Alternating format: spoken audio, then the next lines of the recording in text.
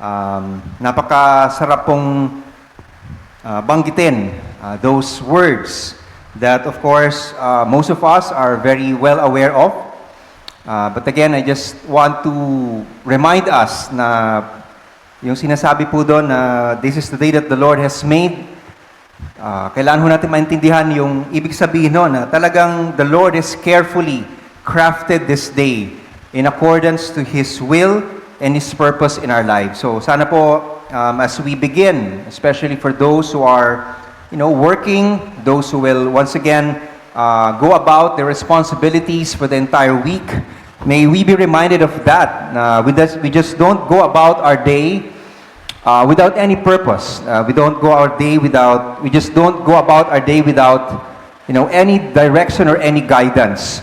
And that's very important. That's why as much as we can, actually not only as much as we can, but it is our responsibility, that's our duty as Christians to really seek the Lord.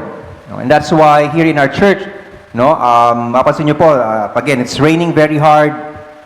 But no matter what the outside conditions are, we strive to have our daily mass, our daily reflection, because that's what it is. That's what a Christian life ought to be.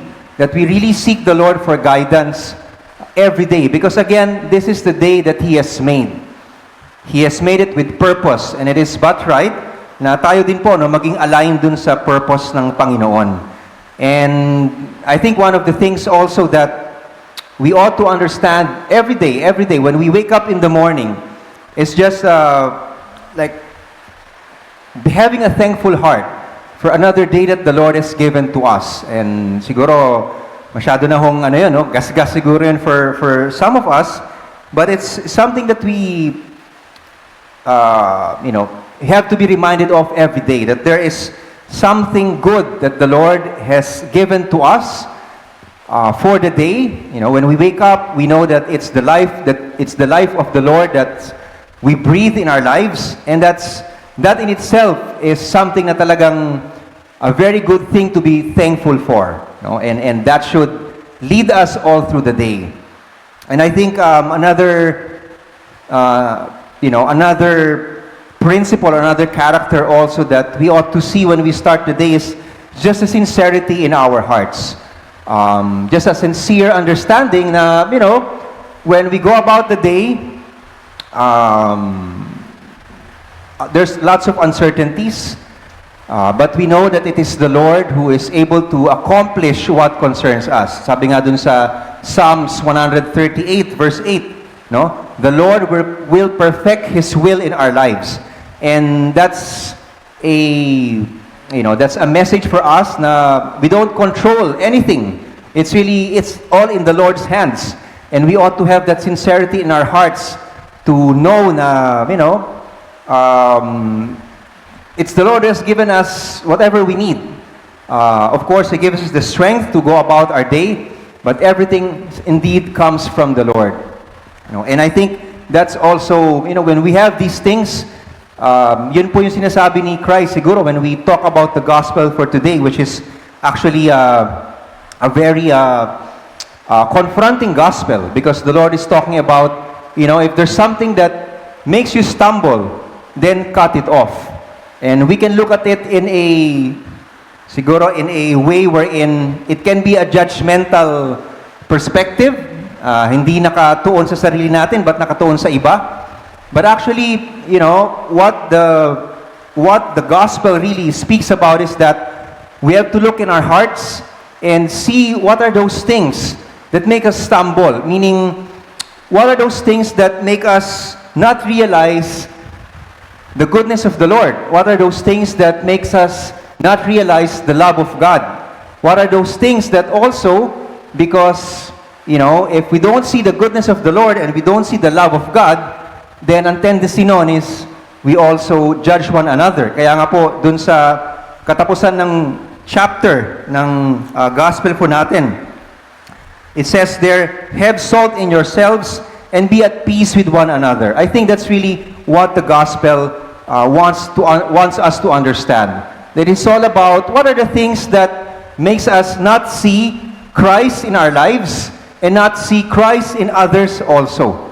And that's a very important principle in Christian life. Now, every day when we rise, that's why I'm talking about thankfulness. I'm talking about, God's purpose. I'm talking about sincerity, because if we remove those things away from our hearts, then that's where we stumble, or we cause other people to stumble. And siguro po, going to the Old Testament reading in the life of King David, I think that's a lot of things that we can learn from him, because he's just like us. He's human, and alam naman po natin yung story ni David. And actually, yung verse for today, or the readings for today in the life of David, masasabi natin na ito na yung simula ng mga consequences, also ng mga pagkakamali niya. But let's not look at him with judgment, but let's look at the principles. Because ako, for one, I believe that one of the things really that made David lax in terms of his faith in the Lord is yung sincerity niya. Meaning in terms of just understanding that it is the Lord who has given everything to him. And he came to a point na he felt that, it's all because of his strength. It's all because of his might. Kasi hari na siya, di ba? And he has delivered Israel from their oppressors. And just like tayo, when there's achievements in life, or meron tayong mga experience and success, sometimes, there's always that arrogance or pride that creeps in, that tends to creep in our hearts, na it is because of my strength. But we have to be reminded every day that it is the Lord's. It is the good hand of the Lord. Because, if we allow anything else other than the understanding that it is the Lord who has blessed us with everything, then that's when ourselves and even others will begin to stumble. So yun lang po siguro encouragement ko for all of us, na it's really about guarding our hearts. But of course, we're humans. We're exposed to a lot of things around us. But there's really one thing that, or a few things that we can always go back to, which is just being sincere, understand that, everything is really out of the good hands of the Lord. And even ito nga po sa ating church, as we see the structure, it's progressing day by day, ika nga. So nakita ko po yung mga ibang kasama natin sa simbahan, they post about the church, and we see a lot of feedback, good feedback, and that's good. Because, again, the most important thing is, tandaan lang ho natin na si Lord ho ang may through the works of our hands. And as long as we have that sincerity in our hearts, na to be humble, to be thankful every day, and whatever that the Lord has placed in our hearts, it will come to pass. Whatever the Lord has, entrusted to us, yung purpose that He has desired for us to do, it will come to pass. And again, ang ano natin is that God's purpose in our life is a wonderful thing. Amen? So let's just be reminded of that as we go about the day. Thankfulness, sincerity, and just understanding God's purpose. And we will be sure we will not stumble, or others also will not be stumbled, because of our lives, if we keep these things to heart. So God bless po sa ating lahat, and good morning, and have a beautiful Monday.